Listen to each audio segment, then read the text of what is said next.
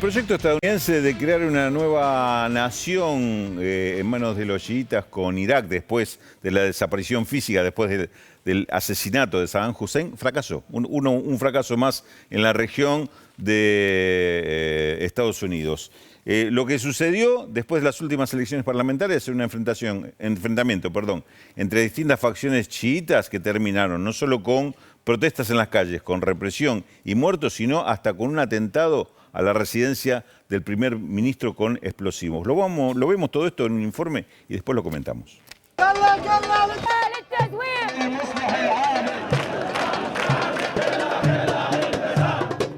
La violencia política y sectaria atraviesa una vez más a Irak. A un mes de las elecciones parlamentarias, las tensiones estallaron a raíz de los resultados, cuestionados por grupos y milicias chiitas respaldados por Irán, que denuncian fraude en los comicios. Las elecciones tuvieron una bajísima participación de alrededor del 41%, interpretada como una señal del rechazo de la población a las élites políticas y a la injerencia extranjera, en especial la de Irán. Según los resultados oficiales, el movimiento sadrista, liderado por el clérigo chiita Muqtada al-Sadr, mantuvo su lugar como primera minoría, con 73 de las 329 bancas totales del Parlamento. El grupo más ostensiblemente relegado fue Fatah, una alianza multipartidaria que alberga a milicias pro-iraníes y que pasó de ser la segunda bancada con 48 parlamentarios a obtener solo 17 en estos comicios. Desde allí partieron la mayor parte de los reclamos. Los varios partidos y milicias pro-iraníes de Irak presentaron 1.300 apelaciones por supuesto fraude, pero el Consejo Electoral las desestimó alegando falta de evidencias. Al agotarse las vías legales, las demandas pasaron a las calles. Los manifestantes se enfrentaron con las fuerzas de seguridad e intentaron asaltar la zona verde, el área blindada de Bagdad que alberga los principales edificios gubernamentales y la Embajada de los Estados Unidos, con un saldo de 2 muertos y más de 120 heridos. الناس طلعت هاي الناس المواطنين طلعوا يطالبون بفرز اليدوي بفرز انتخابات يدوي من حقه هو مكتوب بالدستور هذه مو بس بالهذه طلعت الناس هاي كلها محافظات بصرة عمارة ديالة مواطنين جاي يطالب بالحقوق. البارحة اللي صار ويانا صارت الكارثة هاي صارت الكارثة. 2 días después de estos choques, la escalada subió otro peldaño.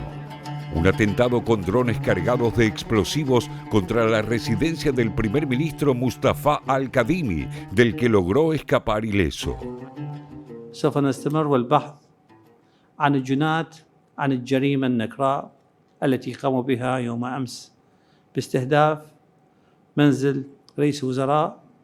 سوف نبحث عن جنات ونعرفهم جيدا نعرفهم جيدا وسوف نصل لكم بكل تأكيد. El gobierno iraquí cree que el ataque fue ejecutado en conjunto por 2 milicias pro-iraníes, Asaib al-Ahad y Kataib Hezbollah. Este último grupo en particular estuvo directamente supervisado por el general iraní Qasem Soleimani, jefe de la fuerza Quds, hasta su asesinato por un dron de los Estados Unidos al llegar al aeropuerto de Bagdad en enero de 2020, junto con el comandante de Kataib Hezbollah, Abu Mahdi al-Muhandis. لا يخص استهداف الشخص بحد ذاته بقدر ما هو يستهدف العراق ككل. اليوم العملية السياسية للأسف الشديد دخلت في منحدر خطير وربما قد وصلنا إلى عنق الزجاجة وربما التطورات إذا استمرت على هذا الحال أصبحنا قاب قوسين أو أدنى من الفوضى. La principal disputa detrás de esta espiral de violencia es una interna chiita. El popular clérigo Muqtada al-Sadr, alguna vez alineado también con Irán, es hoy un rival de Teherán y se opone a la injerencia iraní con una agenda nacionalista. Y cuenta también con milicias armadas que lo apoyan.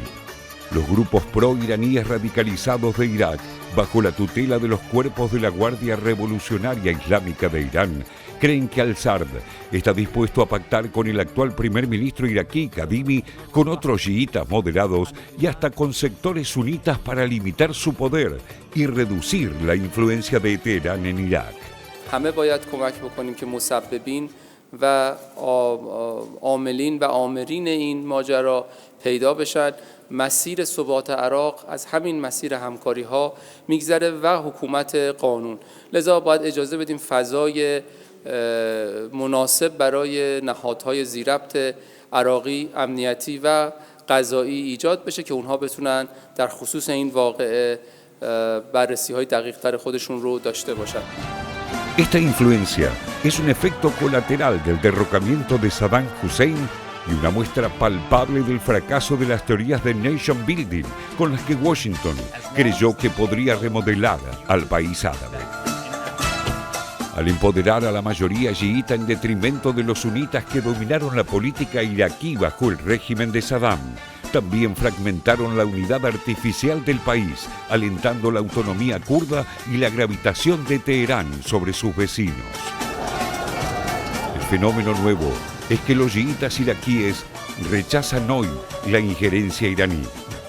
Solo un 15% la apoya contra un 70% en 2016. Si este enfrentamiento se profundiza, existen considerables probabilidades de una guerra civil entre chiitas, algo que Irán también querría evitar. Pero la agenda de Teherán en Irak también pasa por remover del poder a Kadhimi, un ex jefe de inteligencia al que consideran un agente de los Estados Unidos. Un cóctel de tensiones que podría sumar otro foco de conflicto en Medio Oriente.